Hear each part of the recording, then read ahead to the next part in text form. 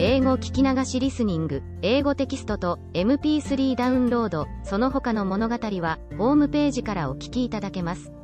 88thpp.com 88thpp.com Chapter 9. The author returns to Maldonado. Sails to the kingdom of Lugnag. The author confined. He is sent for to court. The manner of his admittance. The king's great lenity to his subjects.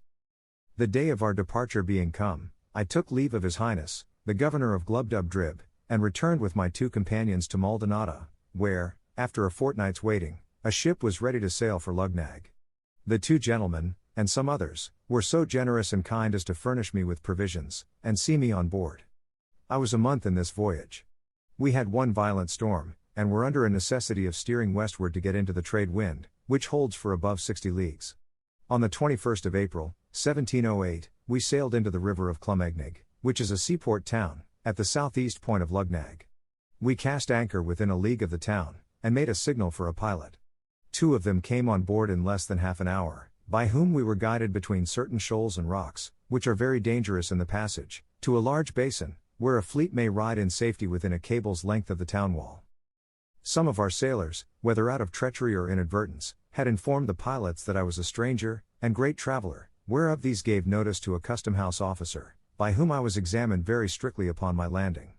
This officer spoke to me in the language of Balnibarbi, which, by the force of much commerce, is generally understood in that town, especially by seamen and those employed in the customs.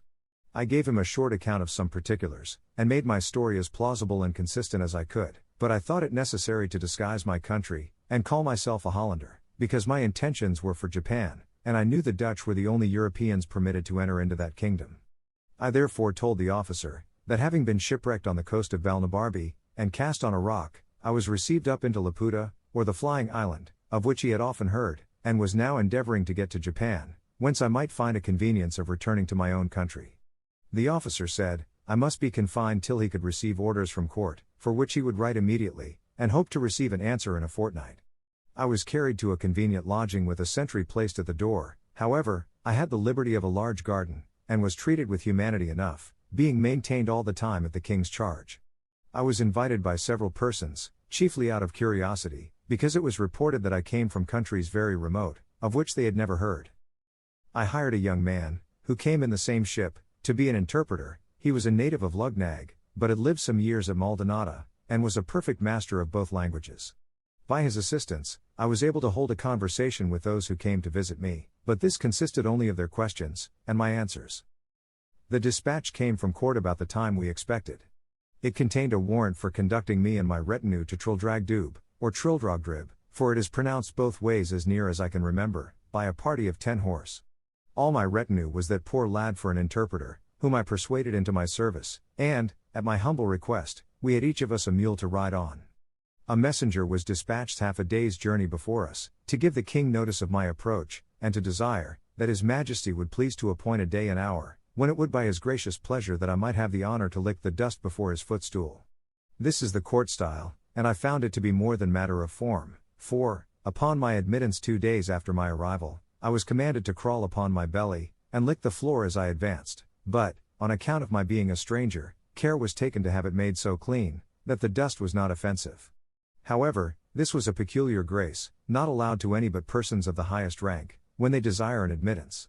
Nay, sometimes the floor is strewed with dust on purpose, when the person to be admitted happens to have powerful enemies at court, and I have seen a great lord with his mouth so crammed, that when he had crept to the proper distance from the throne, he was not able to speak a word. Neither is there any remedy, because it is capital for those, who receive an audience to spit or wipe their mouths in his majesty's presence.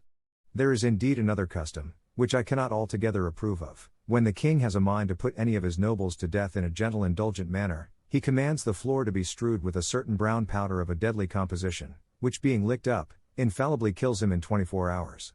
But in justice to this prince's great clemency, and the care he has of his subjects' lives, wherein it were much to be wished that the monarchs of Europe would imitate him, it must be mentioned for his honor, that strict orders are given to have the infected parts of the floor well washed after every such execution, which, if his domestics neglect, they are in danger of incurring his royal displeasure. I myself heard him give directions, that one of his pages should be whipped, whose turn it was to give notice about washing the floor after an execution, but maliciously had omitted it, by which neglect a young lord of great hopes, coming to an audience, was unfortunately poisoned, although the king at that time had no design against his life. But this good prince was so gracious as to forgive the poor page's whipping, upon promise that he would do so no more, without special orders. To return from this digression.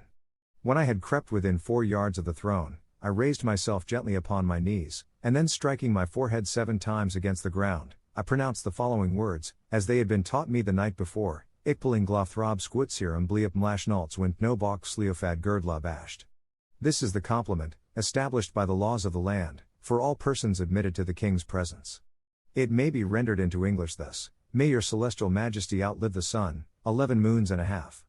To this the king returned some answer, which, although I could not understand, yet I replied as I had been directed: Fluff drin yelrik dwoldum prostrad merpush, which properly signifies, my tongue is in the mouth of my friend, and by this expression was meant, that I desired leave to bring my interpreter, whereupon the young man already mentioned was accordingly introduced, by whose intervention I answered as many questions as his majesty could put in above an hour.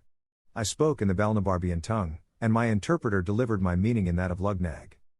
The king was much delighted with my company, and ordered his Blifmarklub, or High Chamberlain, to appoint a lodging in the court for me and my interpreter, with a daily allowance for my table, and a large purse of gold for my common expenses.